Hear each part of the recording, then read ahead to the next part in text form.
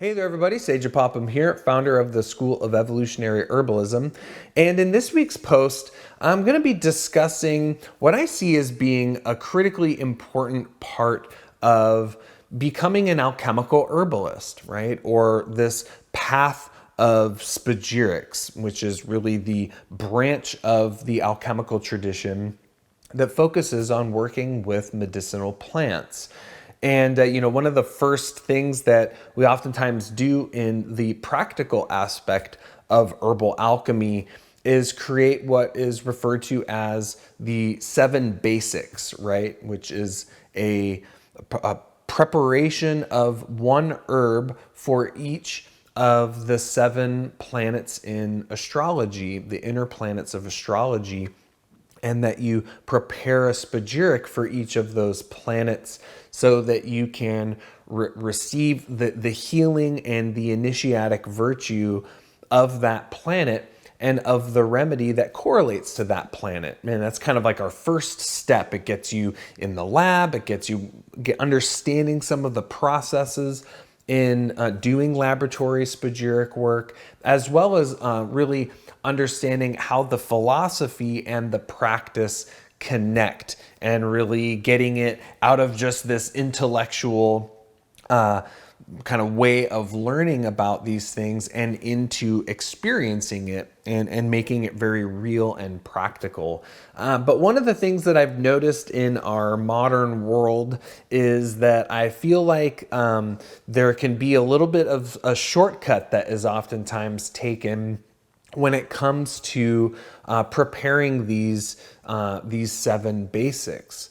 And to me, the path of alchemy is really about understanding nature, right? Understanding the patterns and the rhythms of the seasons and the elements and the stars, and how everything in nature is interconnected and interrelated, and also how that relates to ourselves, right? Not just understanding nature outside of ourselves, but understanding nature inside of ourselves, and not having our knowledge just be in the mind, but grow it into understanding and wisdom through experience and through knowing things by heart.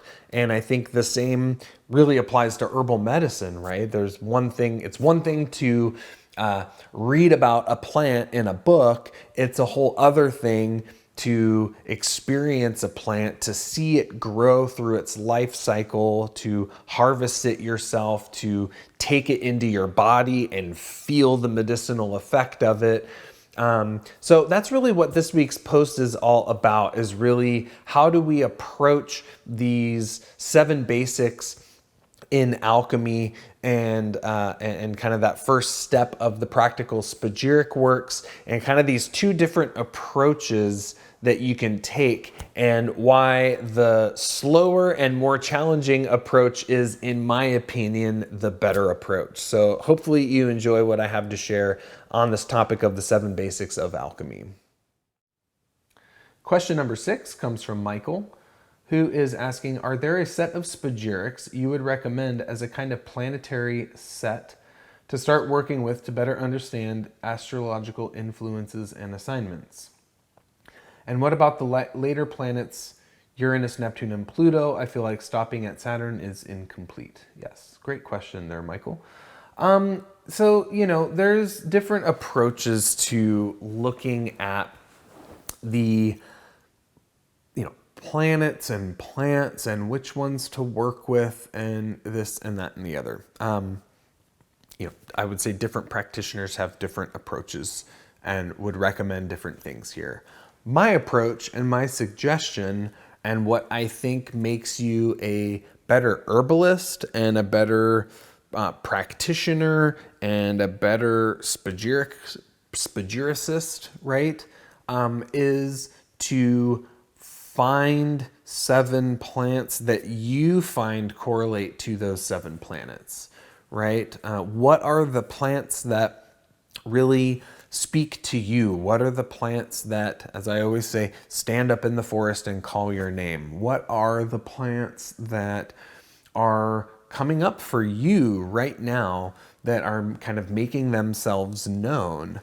And these are the plants that you really should be focusing your energy on, connecting with, relating to, building relationships with, kind of, sitting with, picking when you feel ready, making medicine with, right? Like, to me, the true Spagyrics is like, just think of the difference in approach here. Like, okay, we get interested in alchemy and herbs and Spagyrics, and so we read a bunch of books about it and get really fascinated by it and really want to start making medicines. And then we hear about these planetary 7 planets and herbs in the 7 planets and making our 7 basics to work with to start receiving the healing and the transformational influence of those. So we say, open a book and go to sun and find a sun herb, and then we order that sun herb from a herb supplier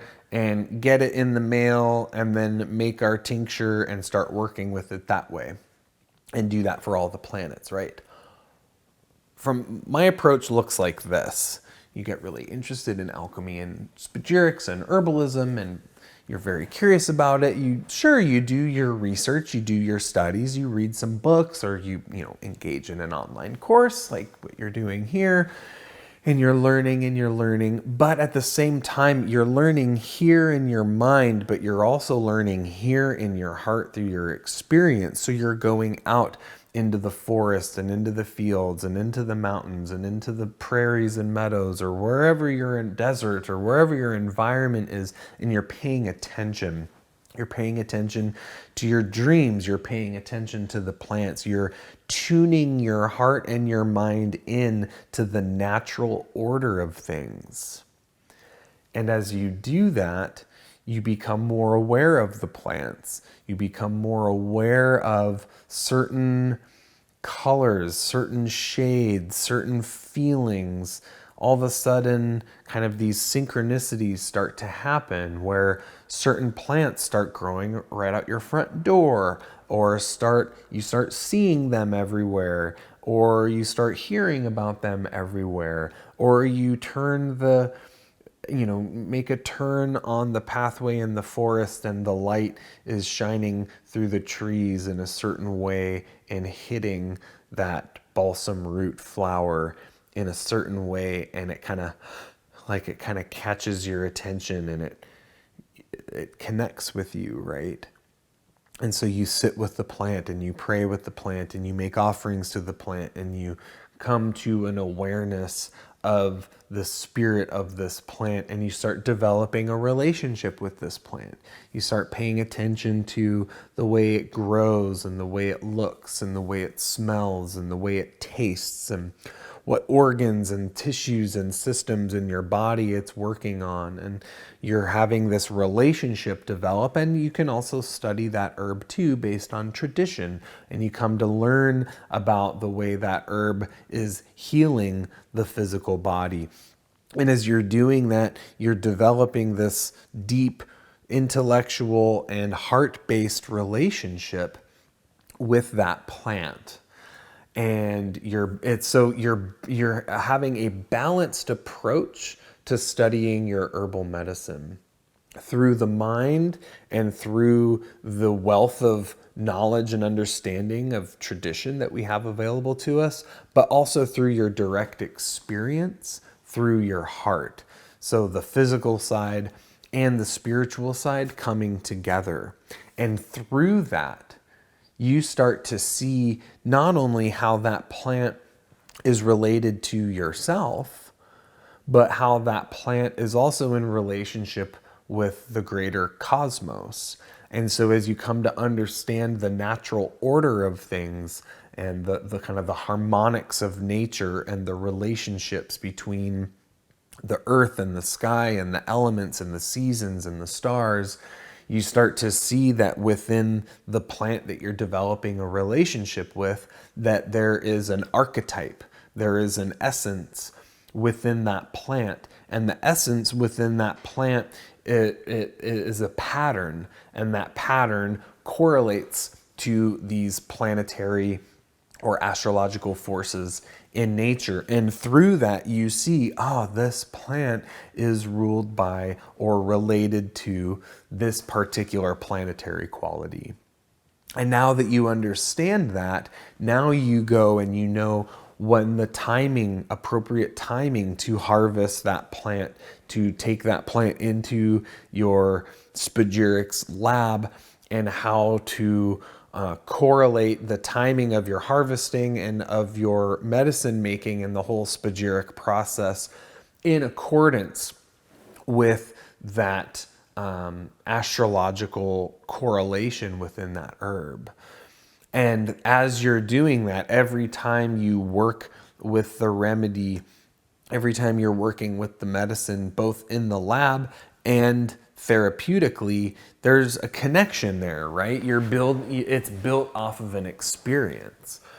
And then maybe when that medicine is done being made and you put it on your tongue, there's that taste, and with it is carried the full spectrum of experience that you had with that plant, right? Maybe you take that first drop and you'll remember the feeling that you had when you rounded that bend in the forest and saw the light and the sun shimmering through the trees and hitting that flower, and the way that it made you feel, and the relationship that you have with that plant, the healing that you've received through that plant. All of that is built up within that medicine that you're working with, and all of that power, right? That power, that connection to that plant that is the essence of that plant's medicine, right?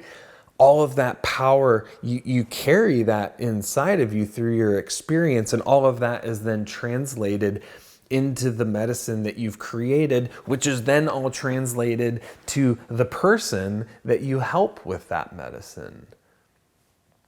And so this is where I believe we start to see certain herbalists have certain capacities with certain plants that they can use them to heal a lot of different people and a lot of different conditions, and sometimes in ways outside of the context of what we see written about in the books of, this herb is good for that and that herb is good for this.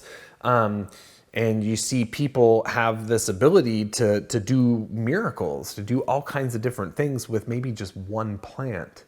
But it's because they have an experience and a direct knowledge and a direct understanding of that medicine, of the power of that plant. And because there's a relationship there, that plant will work on behalf of you as the herbalist to heal people in very profound ways. So I know this is not directly answering your question, but I wanted to illustrate that because to me, these are the two approaches that I think people oftentimes can take when it comes to what I see as kind of the process of alchemical herbalism, right? Of being a student of plants and nature and the patterns in nature, the transformational processes of nature, which really is what alchemy is all about, right? And harnessing it as a medicine. I think the first example I gave is kind of a shortcut that we see in the modern world, where we can just go online and be like, what plants are ruled by the sun, and you get a list and you just pick one, and then you can go to Mountain Rose Herbs and order it on the internet, and the UPS guy delivers it to your front door, and it's like there's this disconnect there, where to me the whole point of alchemy and Spagyrics is for us to have a deep, intimate connection to the natural world, for us to have a very deep and intimate connection to the plants that we use as medicines, and to understand them from the inside out, to not have everything come from the outside in, but for us to understand it from the inside out. And that is the way that I would encourage you to work with your 7 basics. I would not look up a list. I would not just do what everyone else does. I would not go on Google. I would go into the forest. I would go into the fields. I would go into my heart and start paying very close attention. What is that remedy that comes up for you? Work with that plant, understand that plant. Maybe it takes you months, right, to make that first spagyric, and because there's a process there. But it's like, they always say in alchemy, make haste slowly, and my teacher in alchemy, Robert Bartlett, he always said that his teacher, Frater Albertus, said, easy does it, right? Gentle, slow, don't rush things, right?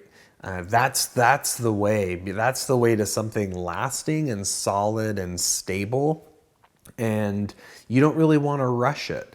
And so I feel like that's one of the most important things about alchemy and spagyrics that I think is really easy to overlook, because it is a very intellectual approach to things, right? There is a lot to learn and understand. And herbalism too, right? It can get complicated. There's a lot to learn and plants are complex, and healing people is not easy. Helping people is not easy. There's a lot to it sometimes, and it can be really overwhelming and really confusing. And so in that way, there can kind of be this feeling of like, oh, I got to hurry up, or I got to figure it out, or I got to rush through it. And I don't really believe I don't think that's the best way to go about it. So, Michael, I would encourage you to pay attention to the plants that stand up in the forest and call your name. I would develop relationships with those plants, whether that is through, ideally, these would be plants that grow around you that you can actually interact with and see and be with the live plant. I think there's nothing can really replace that. And I think there is also a level of responsibility as an herbalist of knowing what grows around you, right? Of knowing your local habitat and your local ecosystem. And, this is something that COVID made me hyper aware of, which is like, what if the herbal industry shut down tomorrow, right?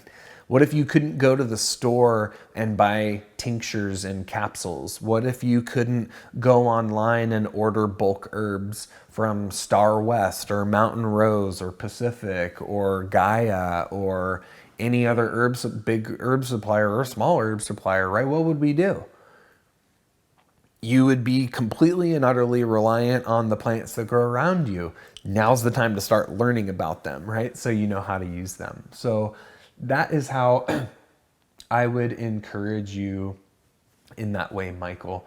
And as far as, those three outer planets you were referring to, Uranus, Neptune, and Pluto, yes. So generally speaking, the way Uranus, Neptune, and Pluto are seen as higher octaves of one of the inner planets. So for example, Uranus is said to be a higher octave of Mercury, Pluto a higher octave of Mars, Neptune a higher octave of Venus. That's typically how they are worked with in modern alchemy. So if you are working with a plant that seems to have a very distinctly Uranian, Neptunian, or Plutonian quality to it, you would time your harvesting and preparation and things like that in accordance with its lower octave. So if you're working with a Pluto plant, you would work with it in accordance with Mars. Now, I've heard different people talk about the outer planets in different ways. Generally speaking, from an astrological point of view, these outer planets are not individual, right? They are collective, because they move so slowly that they really, they're not personal, they're collective. So, they're generational. And so because those three outer planets really move a lot slower, and they're on a much, it's like they're on a different scale. And that's the way that I think of it, is that you have the 7 inner planets, Sun, Moon, Mars, Venus, Jupiter, Saturn, Mercury. Those really, that 7, that pattern of 7 is the harmonic of nature. It's the harmonic of this physical world, right? The dominion of Saturn it's that physical world that we live in, and as the kind of the dominion that the plants are innately a part of. Those 3 outer planets are kind of like these, they exist on a different scale, and we see that based on just simple observation, but also based on their pattern, their time frame, their scale, as well as their influence, being more this bigger picture collective influence rather than necessarily, they don't move very fast. So they really tend to influence kind of a whole generation rather than being very different from person to person that are born within a certain time span. So that's the way that I, excuse me, tend to think of it, Michael. And I think the best approach, start with your inner 7 planets, work with them, and just work plant by plant, remedy by remedy. And, doing your 7 basic Spagyrics might take a few years doing it this way. Perhaps maybe a full year, who knows?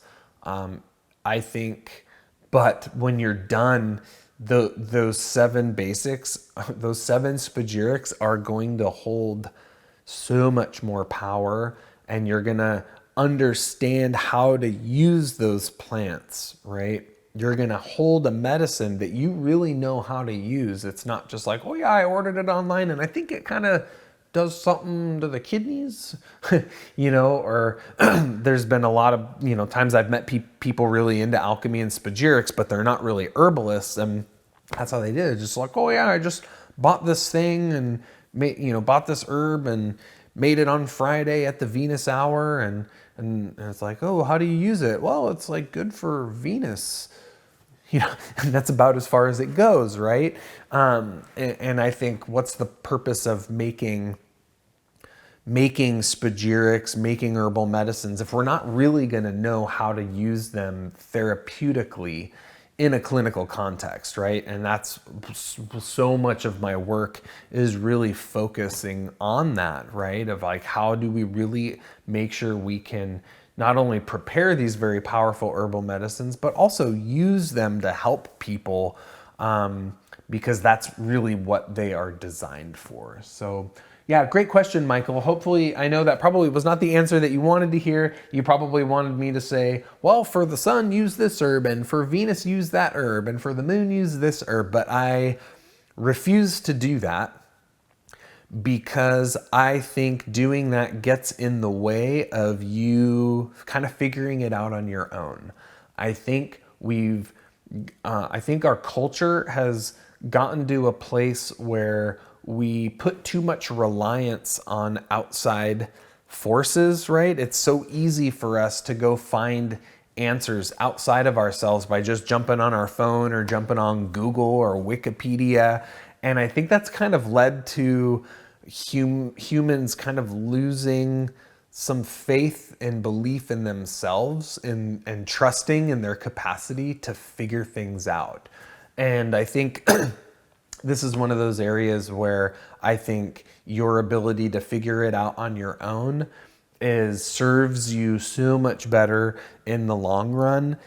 Yes, it takes longer and is slower, but easy does it, make haste slowly. I think that's the way to go about it. So great question. Thank you so much. It gave me an opportunity to share some things I feel like are important.